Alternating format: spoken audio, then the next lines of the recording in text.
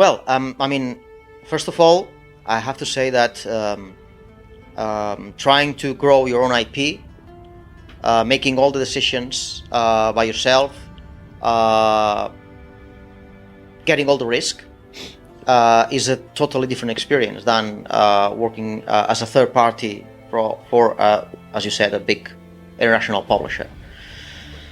At the end of the day, from a creative perspective, I had to say that with one remarkable exception, we've been lucky to work with people that has respected our creativity. So from that point of view, there's not much of a difference. The difference comes when you accept to take all the risk, and there's no one else to advise you about doing things one way or another, and you have to rely on your own experience, on your own knowledge, and especially on your own mistakes, because this is the only way to really learn stuff, from your own mistakes, not from other people's mistakes, not from books, not from... Of course, there's some knowledge to gather, always, but nothing is more powerful than screwing it up and then trying to do the opposite.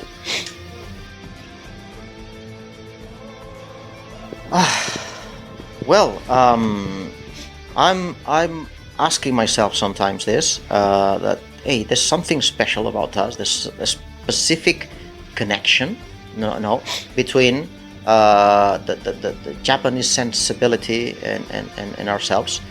I don't know, honestly speaking. From a normal perspective, I'd say that all this started back in 2005 when we were about to disappear, and we created a small demo based on a moment from The Exorcist, the movie.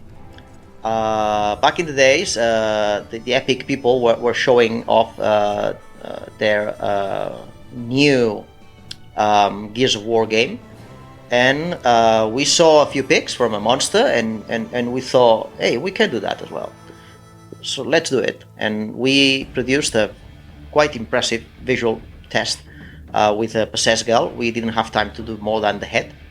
I bought The Exorcist in a mall, and then we extracted a fragment of audio and we animated that puppet, because it was a puppet.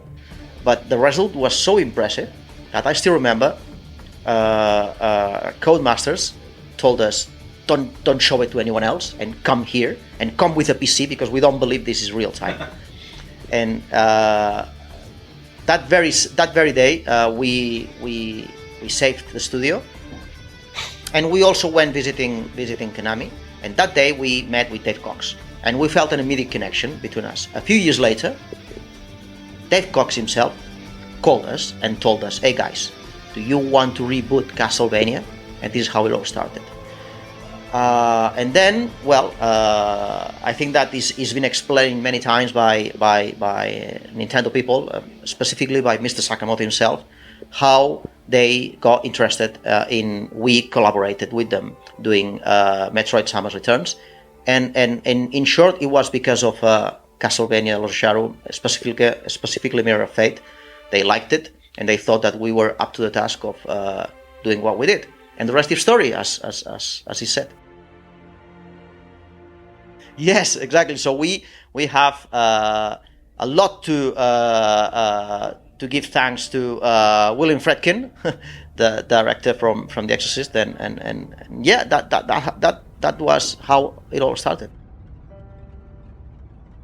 Tons of them, tons of difference. I wouldn't even know where to start with this. Yeah, I'll try to summarize. Especially with Nintendo, the biggest difference is all they care about is quality. All they care about is polish. All they care about is giving satisfaction to their players. The rest is secondary. You can't find this in working for a Western publisher, because there's always time constraints, there's always a lot of pressure. There's also pressure working in any environment, especially when we're talking about massive amounts of money. There's always someone very worried about that money, which is normal and fair. But I think that that the biggest difference we found are in this direction. All right, are in this direction. It's not saying there's no pressure in both sides, but the pressure from a publisher, from a Japanese publisher, comes more from that aspect. Quality. Yeah, quality, and the pressure from in our experience, I can't talk about any other experience. Just in our experience, the pressure coming from a Western publisher comes from many other directions. The way we look at the future is part of the studio is going to take care about our own stuff, Space Lords or any other thing we might think we could develop, and the other 50% we are comfortable with traditional publisher developer model. So this is for us the ideal situation, you know. Taking big risks on 50% of the company and working in a more maybe stable environment, the other 50%. Of course, if we are working with interesting IPs or interesting projects, something we can also show our skills and our talent. For the moment, we are focusing on Space Lords. I think we are around 130 people. Pretty much them all. We are working on our own stuff, other things. A few people. I'd say that the Space Lords team is 105 people right now. For the moment, we're working on Space Lords. This is our main focus, and this is all we have to say about that. Well, I think that me personally, sometimes I have to pinch myself because all I wanted many years ago was to make games for a living. This is all I wanted. And at that time, and in Spain, that sounded like crazy, super crazy idea. And all of my friends and family told me, just get your degree, find a job, and then in your spare time play the video games you want. But this thing, making video games for a living, is like something that is never going to happen. Well, it happened, and we're here today because of that. So from my perspective, I enjoy every single day I'm doing this, independently on if things go well or wrong. Of course, if things go well, much better. But even in the worst days, I think that I'm doing what I like. So this is my position. This is my personal position, my personal feelings about this. It's difficult, to say the least. We are getting more and more recognition. We're getting more and more support from people, from politicians.